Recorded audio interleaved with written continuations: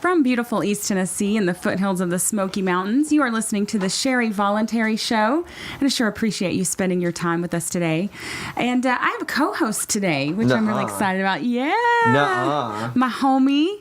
My good friend. When's he going to get here? Yeah, Mr. Alan Mosley from the Gold Standard podcast, a show. It's a show, not a podcast. We don't say podcast. Yeah, no, we're professional the P people. word, yeah. That's right. So, we actually have been working on a little something together. We have a new show exclusively on Launchpad Media. You can check them out at thelaunchpadmedia.com. Yes. And it's called Postcards from Somalia, and we hope you guys will check that out. I think you're going to enjoy it. It's just two smartasses doing smartassy things. Libertarian smartass things. It's you and who? Yeah. You're the biggest smartass of them all, okay. Alan Mosley. No. Yeah. No. So go over and check that out. And you can also follow me on Facebook at The Sherry Voluntary Show and Twitter at Sherry Voluntary. And you can, join my Facebook page, Sherry Voluntary, if you want to just be on there with all the smart Alex and talk and I have a follow good time. all those things. Yeah, you do, because you're do. a good friend. Mm-hmm. And you're a smart ass. You got that on That's tape. why we're friends. You got that on tape. You're going to blackmail me with it later. Uh-huh. All right. Well, so say we get to the real meat and potatoes of the show today. All right. So you can follow me on Facebook.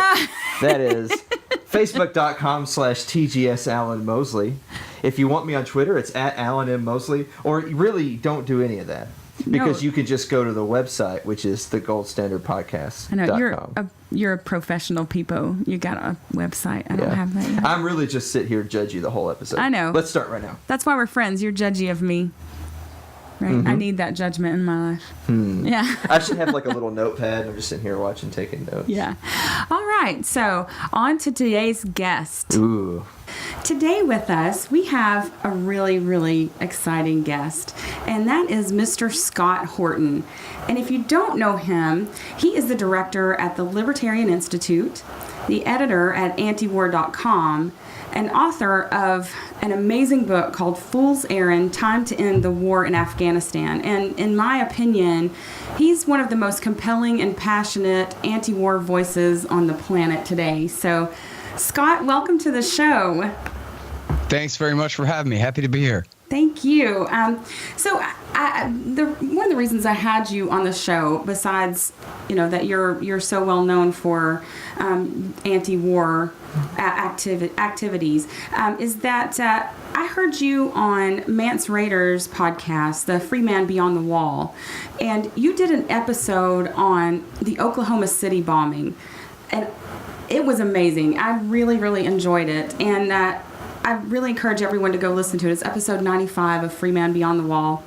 And it got me thinking about the specter of terrorism in America and how, the United States government uses this fear of foreign terror on the populace, but really they're the biggest terrorists of all. So I wanted to have you come on and kind of talk about that and how we use that and manipulate people, the populace, especially the voting populace, with this, fear of foreign terrorism.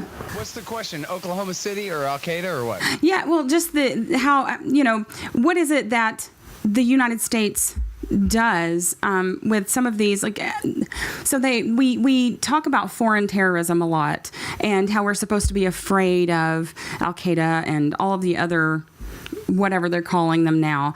But really, we have, meaning the United States government, not us personally, but has been like the biggest terrorists to the United States on its own populace.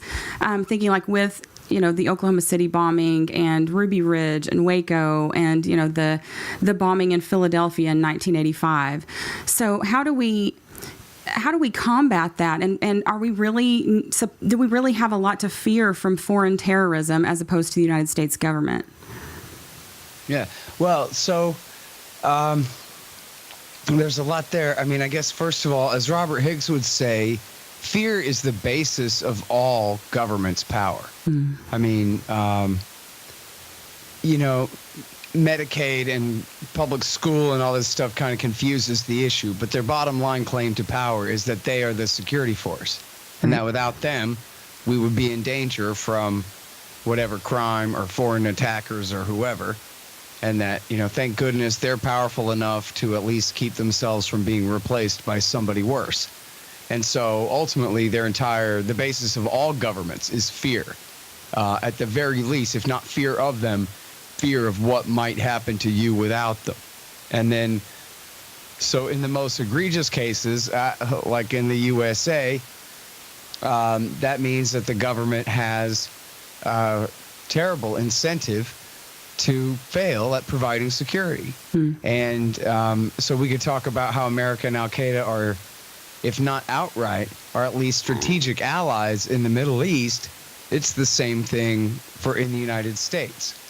As long as the American people are afraid of a foreign enemy, they'll defer more and more domestic power to their supposed security force here.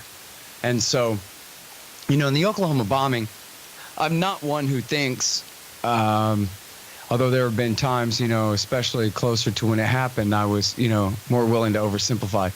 But I don't really think it was a government mission to bomb the building, kill their own people, and then, blame it on the radical right.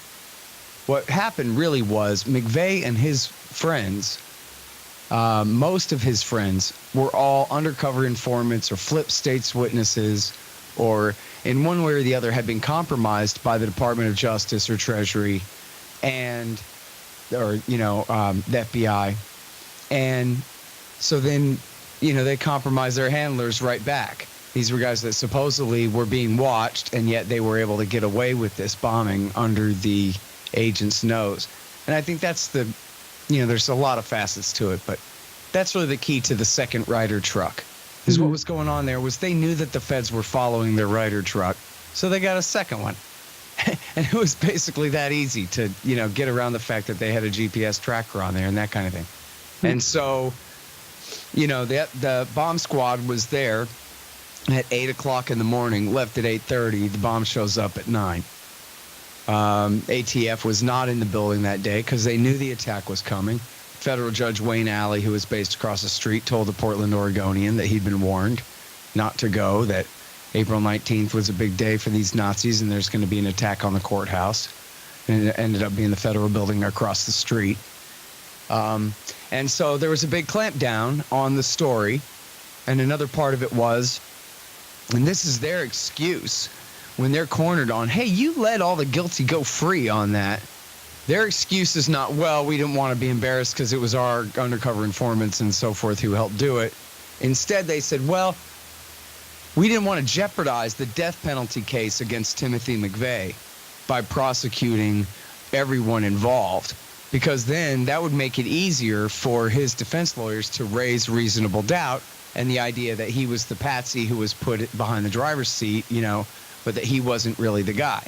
And since they decided he was really the guy, they wanted to make sure to give him the death penalty, even if it meant letting the other 10 go free. So you can see how that's just as egregious as they did it themselves.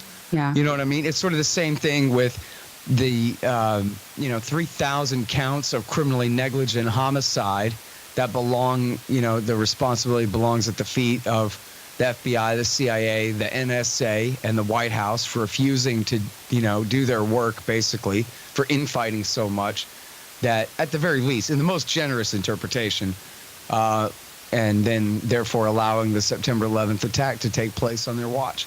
We hear a lot about how the FBI and CIA hated each other and wouldn't share information, but the NSA wouldn't either. And the CIA was at war. I don't even know about the FBI off the top of my head. The CIA was at war with the NSA, saying, give us the damn intercepts, and the NSA wouldn't give them to them, and this kind of thing. So, and then, of course, the Republicans, they didn't want to know anything about Al-Qaeda that was going to divert from doing Iraq. So, geez, if we get bogged down in Afghanistan, how are we going to do the Iraq war? We should, so the neocons were telling Bush, don't listen to these CIA guys who want to kill Al-Qaeda, because that's a diversion from Saddam Hussein, the real prize, and this kind of thing. So, it goes to show, though, that failure's fine, because when that happened, when the worst attack on American civilians since our own government at Wounded Knee or Waco or something like that, well, far worse than Waco, when this attack happened, George Bush's approval rating went to 90%. Wow. The question of like, hey, maybe we should dissolve the U.S. federal government and replace it with an effective security force instead, of course, never even came up. The only question was just how limitless should the new powers we give to these men be in order to keep us safe? And then, of course, and if you want, we can talk about this, they immediately sold out their counterterrorism mandate. The American people said, go get Osama, dead or alive. And what did they do? They went and toppled 4 or 5 governments that had nothing to do with Al-Qaeda, that had never been allied with Al-Qaeda, had nothing to do with attacking America, right. And instead ended up benefiting Al-Qaeda as well as the American government's Iranian enemies. They continue to try to spite and continue to benefit in effect, in response. So, yeah, terrorism overall, whether it's, right-wing Nazis like McVeigh and his friends, or whether it's Al-Qaeda, it's a great excuse to keep government in business. Yeah. You don't like the FBI? They failed to keep you safe? I'll tell you what we'll do. We'll create a Department of Homeland Security and see how you like that. And right. on and on we go. Yeah. That's an interesting point that you touched on there, that it's a tricky balancing act for the state, and we rail against the state all the time. And if someone at home is listening right now, they're thinking, well, but wait a minute, those are the people who are actively in charge or trying to prevent tragedy or what have you, is that there's this really tricky balancing act between needing more manpower and money to combat evil, but not appearing too incompetent, because then that would get people thinking out loud, well, wait a minute, these guys aren't doing a good job. We don't even need them. Let's just abolish this department or that department. And that tricky balancing act between the need for more and not displaying incompetence has cost us untold amounts of blood and money. Yeah. Yep. Yeah. So do you think that, often I tell people, I don't think that the United States government is, all of the things that are going on that seem like conspiracies aren't necessarily that. It's the way the system works that it kind of works to conspire against us. They don't have to sit together and plan it. And it sounds kind of like that's what you're saying with the Oklahoma City bombing in particular. Yeah, I mean, I think that's a great way to phrase it, because, at the time, Oklahoma is really what convinced me to be a conspiracy kook, that the conspiracy kooks were the ones who really had it together. Because how in the world do you explain Rather, Jennings, and Brokaw, and on TV news, as well as the editors of the New York Times, the Washington Post, the Dallas Morning News, the Miami Herald, the LA Times, the Seattle Post-Intelligencer, the Rocky Mountain News, and all the rest of them just going along with this story that McVeigh and his one friend who was 600 miles away at the time were the only ones who did it. And what was interesting about this story at the time, for people, especially if you were really critical of, the official line from the beginning, you would have noticed there's all kinds of information about what really happened. The Associated Press, for example, or I mentioned the Rocky Mountain News, they and the Denver Post, that's where the federal trial was held. They would come out with all this information that it was never the Sunday special where they said, the Oklahoma bombing, a different narrative, and really explained, right? They never did that. But what they did do was a very interesting story about the ATF informant on the inside of the FBI's terrorist ring. Wow. And how she was going back and telling the ATF everything about what they were planning in real time before it happened. And how then after the attack, they tried to marginalize her and accuse her and frame her with and on terrorism charges and charge her with felonies just to keep her off the stand. Her name was Carol Howe, with the E on the end, Howe, Carol Howe.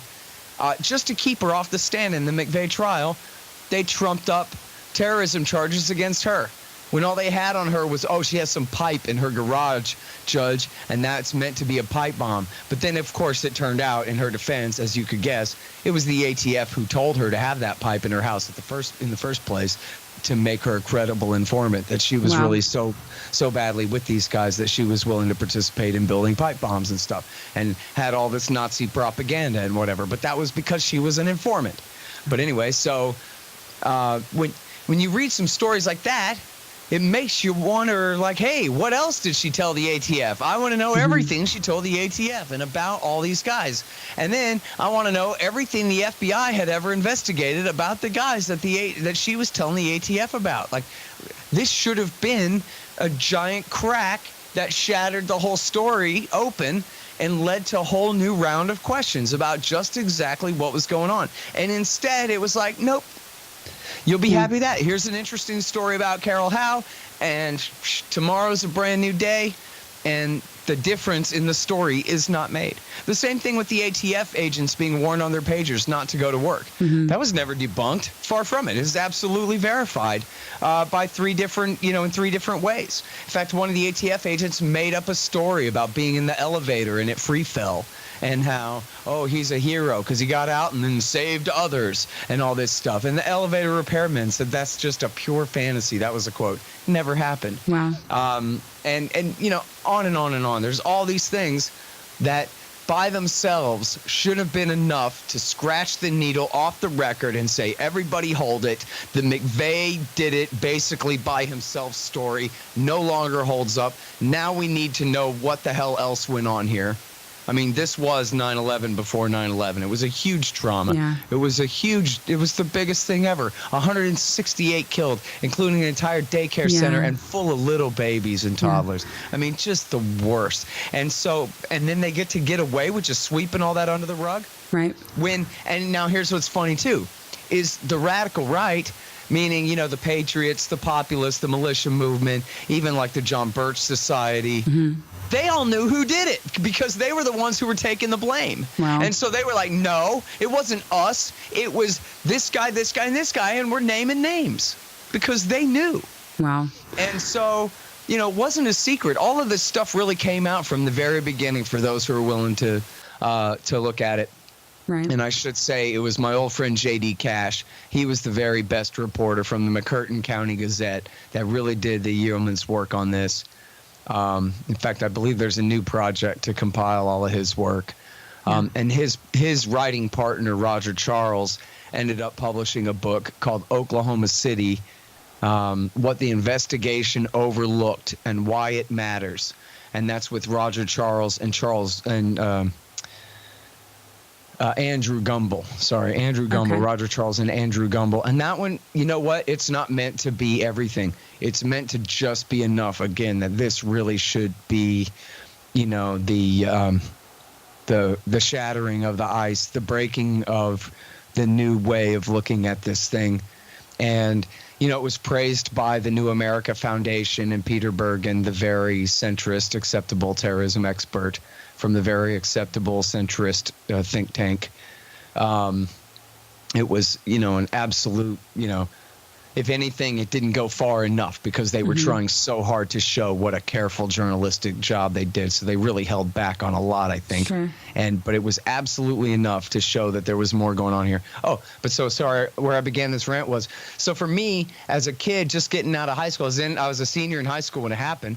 And, so, in my last semester, I guess, right? So I was a kook after this. Because how do you explain this clampdown? Because it's not just that the FBI called all these journalists and said, don't do this work, right? But then the real answer is that adults are just a bunch of stupid children. They don't know anything. And they believe what they're told. And Rather, Jennings, and Brokaw are the biggest tools in the world. And that's how they got that job in the first place. And Dallas Morning News is run by a bunch of chumps. And so that's just how it goes. And so if the story is McVeigh did it, that's it. And even if they go, that's funny, none of them have the courage to say, you know what, Jenkins, you're on this story for the next year, and I expect you to tear it up. Get the hell out there. Here's a credit card. It just doesn't work that way. Yeah. And you know what? I talked with FBI agents on this case. I'll give Dan Rather some credit. Right before McVeigh was executed in the spring of 2001, Dan Rather brought on 3 FBI agents onto 60 Minutes who said, you know what? We did work on the Oklahoma bombing that we know for a fact was never turned over to the defense. We've looked at all what the defense has, and our stuff isn't in there. So that means the government failed to obey the law in the process and turn over everything in discovery to his defense team. So they delayed the execution for 6 weeks, you might remember, as the DOJ went back through all the boxes and found some more stuff and said, here. Well, I interviewed one of those 3 FBI agents. His name was Rick Ojeda. And he said that after they turned over everything the second time, that they still didn't turn over everything. and include, his work. And what was his work? It was about these Nazis who lived at Elohim City, the Aryan Republican Army bank robbery ring that were McVeigh's friends that helped him do it.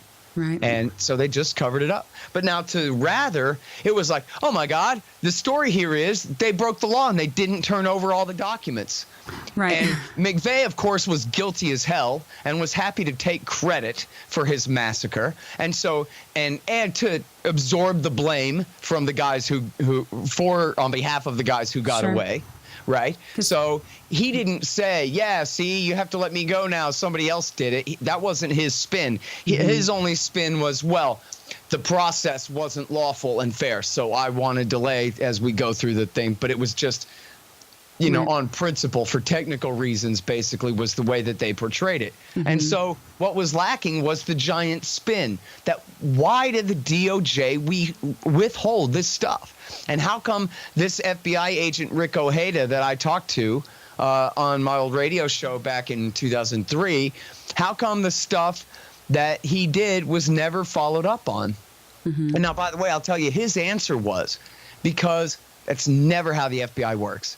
And that if he had told his boss, or he did, hey, look, I got all this great stuff on Elohim City, that the way it does not work would be for the manager to say, okay, good job, keep at it, let us know what you find out. That's not how it works. How it works is, okay, great, good job, see you tomorrow. And if they like what he did, then maybe they'll have someone else follow up on it. Right. But it's not a matter of, it would have been a miracle. It's just not how it works for them to say, you find a partner here and track this down, follow these leads, be Mulder and Scully out there and let us know when you're done. It's just not how they approach it. And so, and especially when it's a bunch of stuff they don't want to know, they just let it die. It seems. And so, yeah, I mean, it's still to this day is amazing to me that they were able to get away with covering up just the same as the way they're able to get away with lying us into Iraq, or the way they're able to lie us into supporting Al-Qaeda against Assad in Syria. Like, some of this stuff is just so mad and so maddening. It's so far off of the reality. Like, they at least have a plausible story for bombing Afghanistan, right? Not now, but then they did. Not that I buy it, but anyway. But attacking Iraq, or ignoring McVeigh's 8 friends whose names we know, and this kind of stuff is just, how in the world? And so I'm not trying to encourage people to be kooks. I think the answer is because people suck, because they're lazy, because the media industry is full of a bunch of people who want a promotion and a better jab. And so what are they going to do? And, a lot of them don't even know this stuff. Or if they hear it at all, they only heard it from some raving lunatic like me, and they just think, meh, I don't know. Yeah. Which, by the way, I would say, there's a great piece in Mother Jones by James Ridgway, back when they still had James Ridgway there. That's great. It's called In Search of John Doe 2. I could talk, if you want, about Jesse Trentadue and the important part of the Trentadue's role in the Oklahoma bombing story. Yeah, well, I kind of want to just keep it on, the broader picture here, too. I think Oklahoma City is a great example of that. But, as the broader topic of sort of the opportunistic authoritarianism that they display, where it's not these men in back rooms where they're conspiring to do these things, but when, say, the FBI comes across these informants and they learn of these things, they figure out how to work it to their advantage and how to use people who are already maybe, like you said, they were already planning these things, but how could they use it to their advantage? And it seems to me that with, Waco and all the other sort of domestic terrorism that's been performed by the United States government, there's been this sort of a distraction from how we're failing, how they're failing to do what they should do, but you should be afraid of the foreign terrorists that we're setting up over there because, you need us to protect you from them. But who's protecting us from them, from the FBI and the CIA and all the other ICE and agencies like that? So it seems to me that they're opportunistic, not necessarily plotting. Do you think that's accurate? Yeah, well, and you know what? You can look at it all different ways, right? Because there are varying degrees of corruption inside any of these agencies and between them and that kind of thing. But if you want to look at it from, like an economic point of view, it's simply that because the government is a monopoly. And because there is no competition for their same service, then that means they fail upwards, right? So if you have Burns Security and your house gets broken into anyway, well, they get fired and you get ADT. So Burns has a real incentive to do the job so they can keep the job. But with your local sheriff's department, that's not the case. For your local sheriff's department, if they spend all their time screwing around hassling drug users and cashing in on that and letting real rapists and burglars and murderers, gangsters and actual organized crime and dangerous men go free, then great. Because then you're scared and you have more demand for their service. And rather than criticizing them for failure or having anything to say about their failure, the only answer is more money. More prison beds, more cops, more guns, better tanks, longer guns, I should say, too, right? What they call an assault weapon, if you own it, is, standard issue for every single deputy out there now, the AR-15. And, you just look it up, and there's cop kills pregnant woman with AR-15. And it's just like, yeah, she had a knife, but she was big and fat and across the street, and what the hell was she going to do with it, man? Come on. But they're just... Anyway, and then when he kills her, he gets away with it. Right. And the LAPD or whichever it was, I think it was LAPD in that case, what's going to happen? You're going to dissolve LAPD and create some new organization that's financed in a new way or this kind of thing? It's unthinkable, right? That's not even an option. No one would ever even consider that. So if anything, it just means, well, that's why we have to pay the LAPD better so they get higher quality guys and give them some better training, or if anything, right, that would be the answer, would be more power for them. And so, it's a dirty snowball rolling uphill.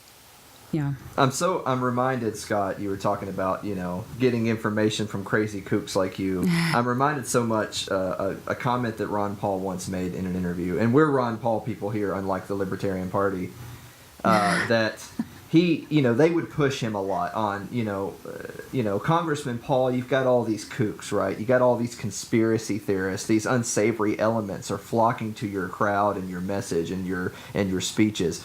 What do you have to say about all these conspiracy theorist types? That's the phrase. These conspiracy theorist types.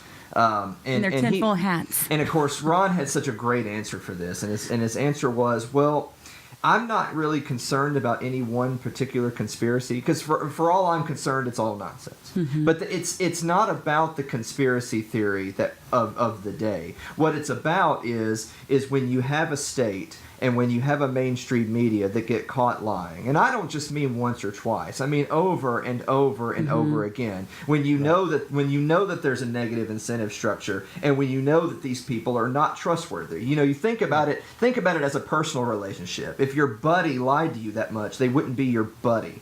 So when the government and when the media lies that much, then can you really blame people for naturally disapproving of that message and coming up with their own? Yeah. Right. And you know what? I mean, here's the thing, too.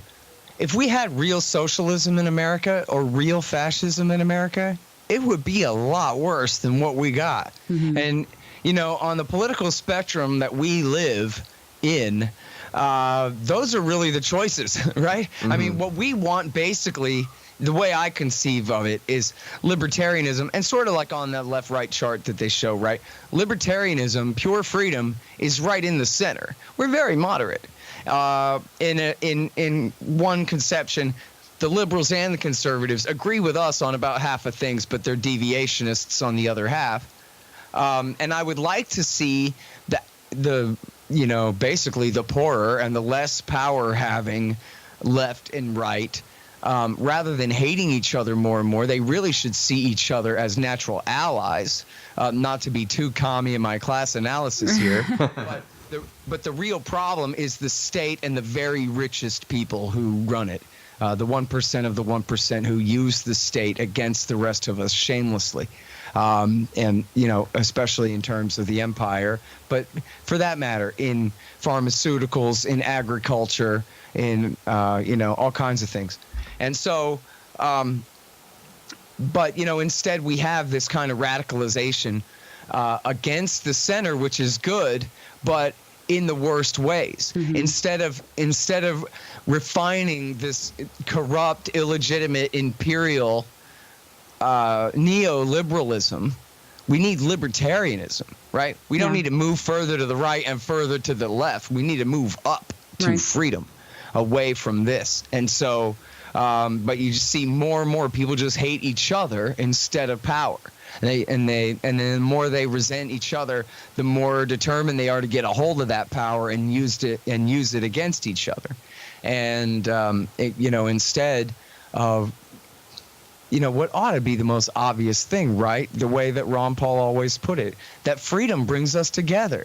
That if you really can have your free, if we're really going to let you just live, then can't you accept that you got to let others live too, and then it's fine, right? Yeah. That's the compromise. Yeah. We keep our guns, you keep your weed, or we keep both our guns and weed.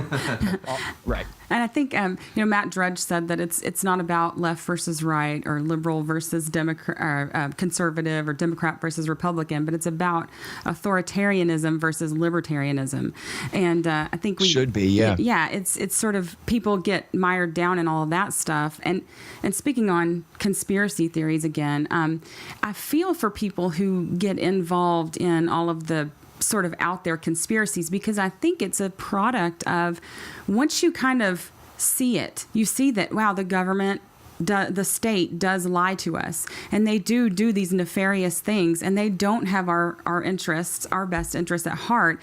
You sort of start looking at everything more skeptically. But some people, and I think it's easy to do, tend to go just that step too far, where now we believe everything that is kind of out there, or we're willing to kind of suspend our better judgment in some of these conspiracy theories and go way, way out there, because we want to think everything's a lie at that point, because we want to be so informed, and I think we just have to kind of pull ourselves back and go, okay, well, if the earth is flat, well, then I'm not going to worry about that, because I got real things in real life to focus on, Yeah. Well, I would think it really is a symptom of what you're talking about there, like Ron Paul was saying about, look, people believe in all this stuff because they know they can't trust you, Mr. Media Man, trying to put this on me, that if the system is completely broken and nobody trusts the commissioner's court or their local state representative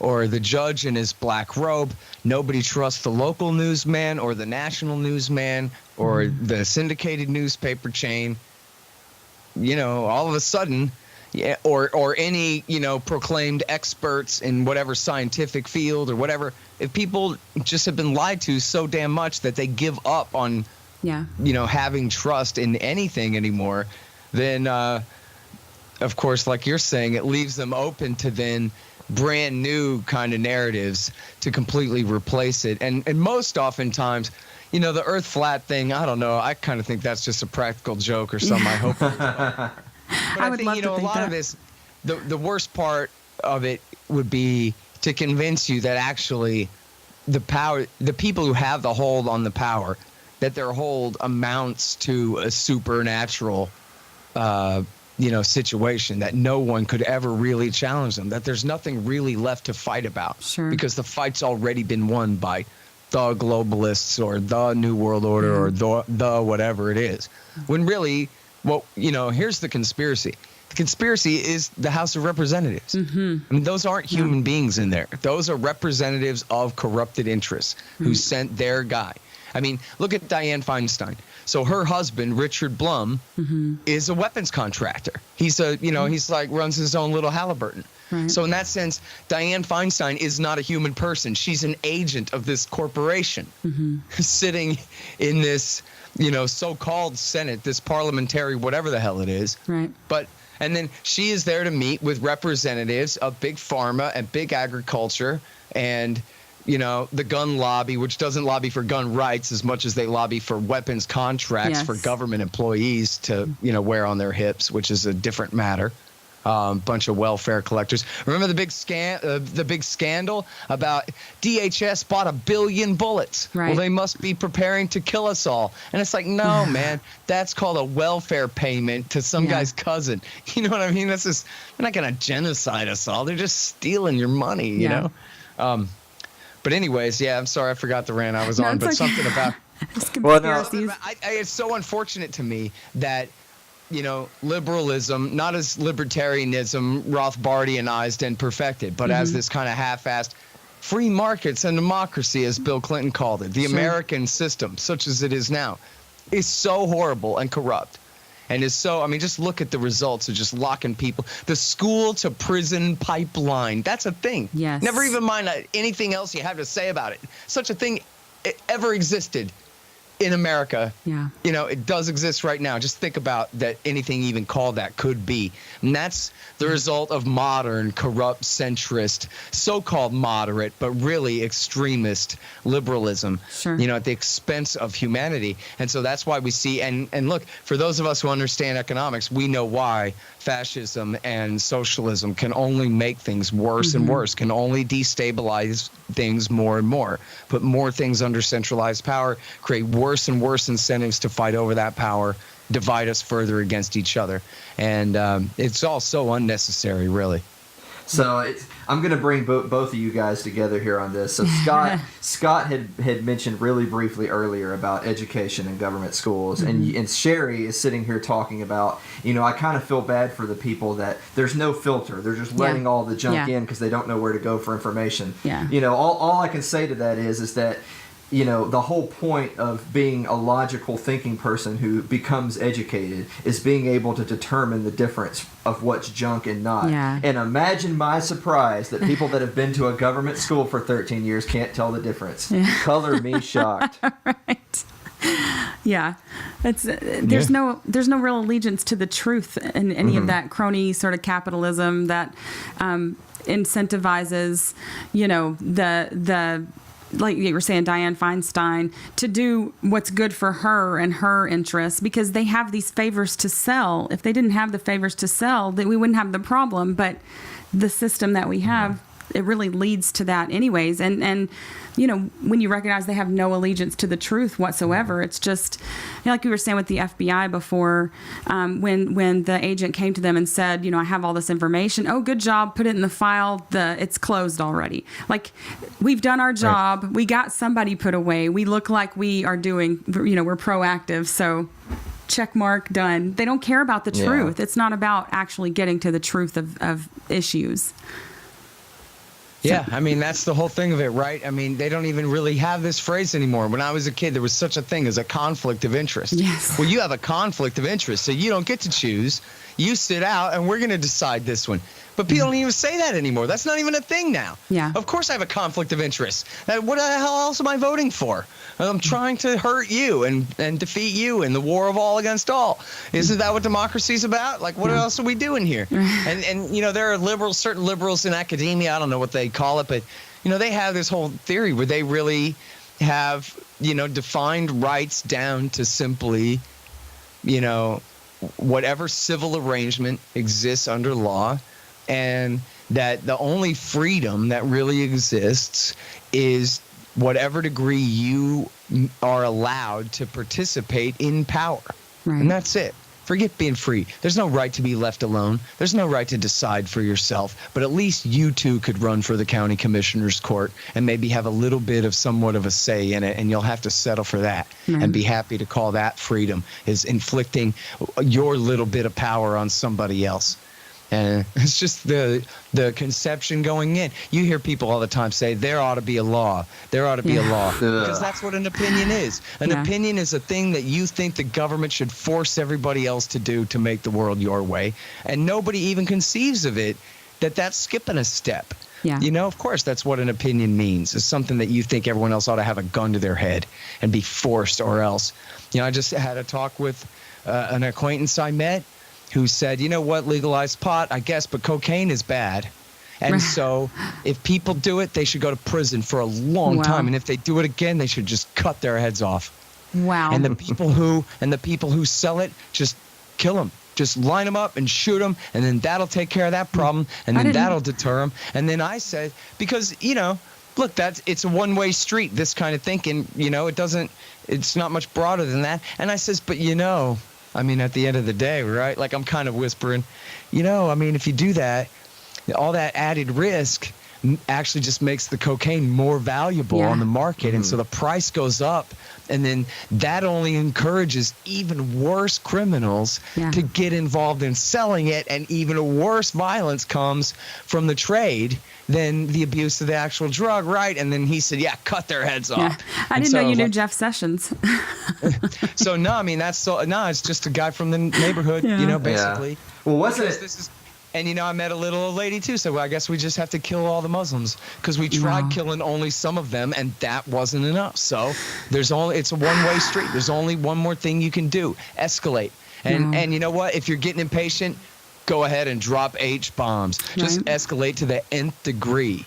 Yeah, as long as we get. And it doesn't matter if you already know better. It doesn't matter if they tried militarizing the entire drug war in Mexico, and that all it did was kill 50,000 people and increase the amount of cocaine coming through there, right? It doesn't matter if we already know it doesn't work, and it doesn't matter if we already know why it doesn't work and could never work. We still got to do it anyway, because I'm mad, damn it, or whatever, and that's it. The only good thing. People take these questions on. The only good thing about little old ladies like that is that they won't be alive much longer. That's right. You know what's the crazy part of the little old lady story is that I love this little old lady. Actually, I told this story on the radio before, so I'll go ahead and trash her in public again here. I don't care. She's a really nice lady. She's my friend's mom that I knew when I was a kid. And I saw her again, and she's still a nice little old lady. She didn't know her ass from a hole in the ground, She doesn't know anything. She just knows that some bad stuff keeps happening. I think this was about after one of the attacks in Paris.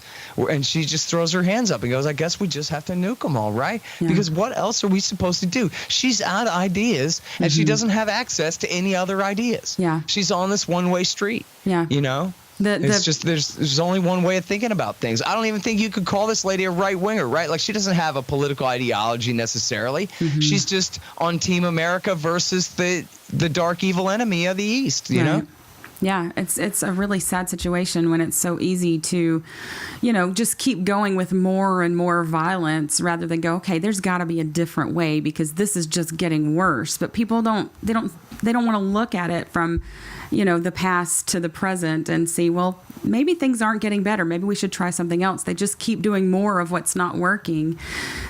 But to sort of, our time is sort of coming to a close here, Scott. But when we were in New Orleans recently and got to speak, I was really interested in something you had to say about coalition building, and so how we can actually make a difference with all of this stuff, because it's such a broad topic, and it's, in my opinion, it's one of the most important topics out there is the anti-war, anti-police state message, because that we have to stop the violence. It's just getting worse, and it's only creating more violence. So I thought maybe you could tell us some about what you thought about coalition building and why that's important.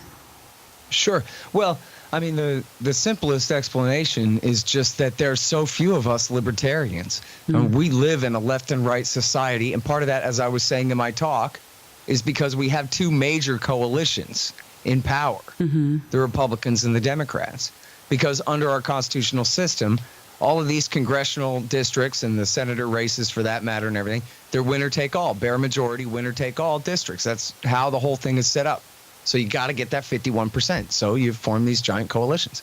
So that reinforces the idea that all political thinking can be encapsulated within conservatism and liberalism and the dominant ideologies of these two parties, which, modern liberalism as a kind of conservatism and vice versa as well, right? The center right and the center left there in their consensus. And so that leaves a lot of American people unrepresented, but it also means that even within those coalitions, there are a lot of people who really do share our priorities on a lot of things. I mean, if we're being generous, we could say, as I was trying to frame it earlier, that, we represent, true, pure Americanism in a Declaration of Independence sense, natural rights theory to the nth degree. That's how we get where we're at as libertarians. That's what we believe in. So we're not just pure liberty, but in the best sense, and not in the worst hypocritical senses, but in the best sense, we're Americanism completely distilled. We believe in exactly what in the ultimate nth degree of the promise of the Declaration of Independence, of a land of liberty and this and that. So that means that liberalism and conservatism are and the entire right and the left really are deviations from our position. But that also means that they really agree with us, that at the core of liberalism is liberty, and at the core of conservatism is conserving liberty, and the way things were, the best parts of the way things were supposed to be, and this kind of thing. So they got a lot of problems. But the point is, if we really want to live free, if we're waiting till we convert all of them to libertarianism, and somehow they all become Rothbardians, and now we can finally be free, then that is, it's not going to happen. It depends exactly what we mean by that. But, I would like to see in the most detailed, like minimalist terms, I want to see the wars ended specifically. I want to see the Homeland Security Authorization Act repealed, the Patriot Act repealed, basically the 21st century expansions of national security state power rolled back as far as possible, as fast as possible is the most important thing, right? Letting drug prisoners go home from the state and the federal prisons, and having a whole new day that reschedule all the drugs to Schedule 5 or whatever the hell it is, and just completely abandon the drug wars entirely. This kind of thing. Now, libertarians can set the moral standard and the logical standard, the economic standard, the argumentative standard, the everything intellectual, and the work's been done. I'm not claiming credit for it. The libertarians have been doing heroic work all along on these issues. But we need to, and I don't know how to do it because I'm not a very good networking type. I just do a little interview show. But what we need to do, though, is instead of always simply attacking everyone else for being a commie compared to us, which they all are, I understand, but we need to be aligning with and flattering and bolstering the best parts of the left and the best parts of the right when they're doing the right thing. And we need to shamelessly beg for their support when we are trying to set priorities to do the right thing. What? They want another 4,000 troops for Afghanistan? What if everybody in every libertarian group kind of got on the same page about that? The Libertarian Party, too. And what if we kind of said, like, we're doing a huge thing where everybody in whatever their space is, it doesn't mean vote harder necessarily, but it means whatever you can do to make noise and be part of the thing, to make it clear that the libertarians are begging, open-facedly, no shame attached, begging the left and the right to help them to oppose this new escalation. That's just one example, right? Or this is the time we really want to push Trump, that if he wants to do good in the midterms, pardon all the female federal prisoners on drug charges. Start with that, an amnesty for these moms, and send them home to their kids. Do that, and we'll give you 5 congressmen, right? This kind of thing. And do the best we can. I don't know. You know what I mean? I think because I hear people say we got to grow this movement. And it's like, you know what? That's just a marginal thing. What we got to do is we've got to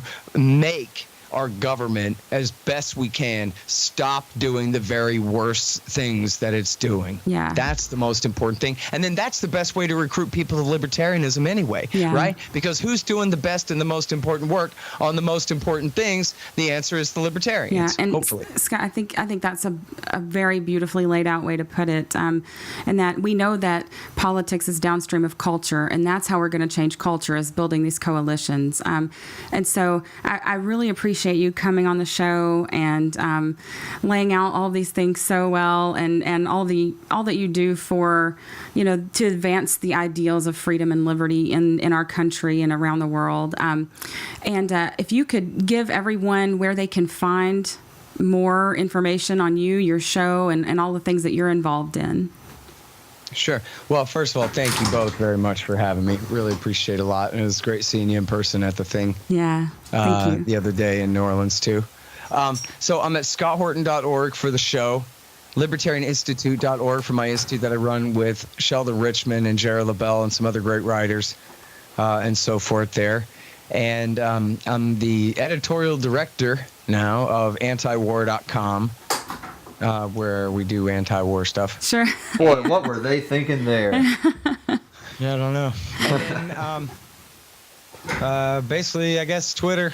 Yeah.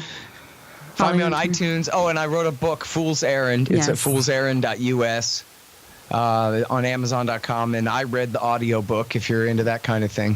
Fool's Errand, Time to End the War in Afghanistan. Well, thank you so much, Scott. And it's a pleasure. guys. I'm glad I've gotten to get to know you a little bit, and keep up the great work. Really appreciate it. Thank Appreciate you. it, buddy. We'll talk to you soon. Bye-bye.